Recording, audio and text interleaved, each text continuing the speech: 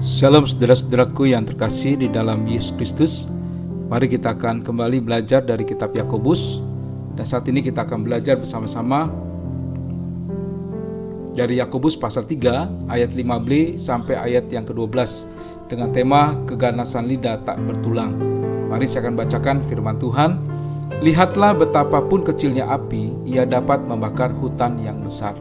Lidah pun adalah api yang merupakan suatu kejahatan dan mengambil tempat di antara anggota-anggota tubuh kita sebagai sesuatu yang dapat menodai seluruh tubuh dan menyalakan roda kehidupan kita, sedang ia sendiri dinyalakan oleh api neraka. Semua jenis binatang liar, burung-burung serta binatang-binatang menjalar dan binatang-binatang laut dapat dijinakan dan telah dijinakan oleh sifat manusia. Tetapi tidak seorang pun yang berkuasa menjinakkan lidah. Ia adalah sesuatu yang buas, yang tak terkuasai dan penuh racun yang mematikan. Dengan lidah kita memuji Tuhan Bapa kita, dan dengan lidah kita mengutuk manusia yang diciptakan menurut rupa Allah. Dari mulut yang satu keluar berkat dan kutuk. Hal ini saudara-saudaraku tidak boleh demikian terjadi. Adakah sumber memancarkan air tawar dan air pahit dari mata air yang sama? Saudara-saudaraku, adakah pohon ara dapat menghasilkan buah zaitun, dan adakah pohon anggur dapat menghasilkan buah ara? Demikian juga mata air asin tidak dapat mengeluarkan air tawar. Nah, saudara kasih, kita sudah belajar bagaimana lidah yang kecil bisa memberikan dampak yang besar bagi orang yang mendengar perkataan kita. Nah, selanjutnya dalam bagian yang telah kita baca dan dengarkan ini, Yakobus juga memberikan gambaran betapa ganas dan kejamnya lidah yang tidak dapat dikendalikan. Gambaran pertama adalah seperti api. Api yang kecil dapat menghancurkan hutan belantara dengan hanya sedikit api kecil yang tidak terkendali. Demikian juga lidah, sepatah kata yang tajam, satu kalimat yang liar tanpa belas kasihan dapat menimbulkan kebakaran yang tidak dapat dipadamkan. Kata-kata dapat melahap dan menghancurkan kehidupan.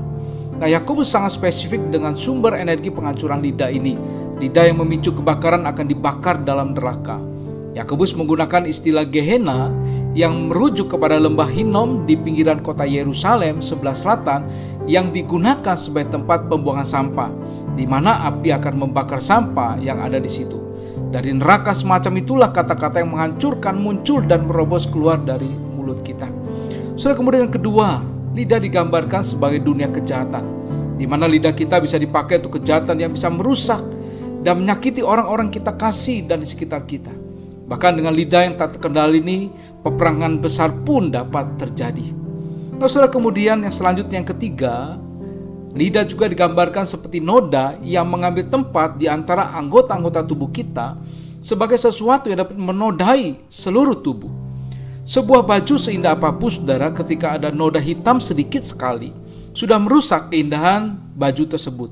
Demikian pula dengan lidah dan kata-kata yang keluar dari diri kita. Apapun kualitas baik yang kita kembangkan, jika kita tidak bisa mengendalikan lidah kita, maka akan menodai semuanya. Perkataan kita yang tidak terjaga dengan terkendali ini merusak akan kesaksian daripada kehidupan kita. Nah, kemudian yang keempat, lidah juga digambarkan sesuatu yang buas, yang tak terkuasai, yang dapat menyerang siapapun, tak berbelas kasihan, dapat merusak relasi sekuat apapun. Layaknya seperti iblis, seperti singa yang mengaum dan buas, lidah pun bisa dipakai untuk menyerang dan membuat kejahatan yang dahsyat. Dan yang kelima, saudara, yang terakhir, lidah juga digambarkan seperti racun yang mematikan. Lidah bagaikan racun yang mematikan perlahan demi perlahan.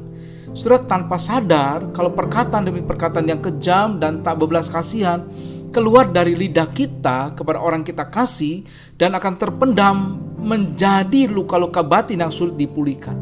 Dan akhirnya kita tahu bersama, saudara, bahwa hubungan suami istri, orang tua anak, kakak adik bisa hancur lebur karena perkataan-perkataan yang menjadi racun di dalam relasi yang kita jalani.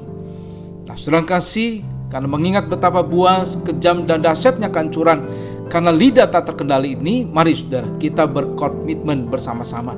Yang pertama, yaitu menetapkan hati dan memohon kepada Allah untuk dapat menjaga mulut kita dengan baik, mengendalikan lidah kita dengan baik. Yang kedua, marilah menetapkan hati untuk cepat mendengar dan lambat untuk berkata-kata.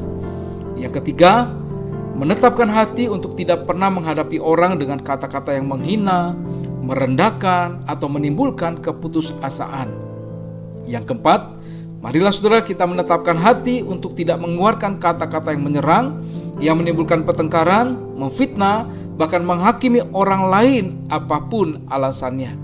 Dan yang kelima saudara, mari saya mengajak kita untuk menetapkan hati, untuk menggunakan lidah bukan untuk bersungut-sungut, mengeluh, tetapi bersyukur dan memuji Allah atas kebaikan dan kebesarannya di dalam kehidupan kita.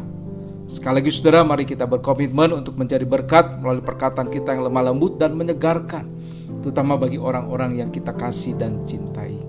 Amin. Kiranya Tuhan memberkati kita semua.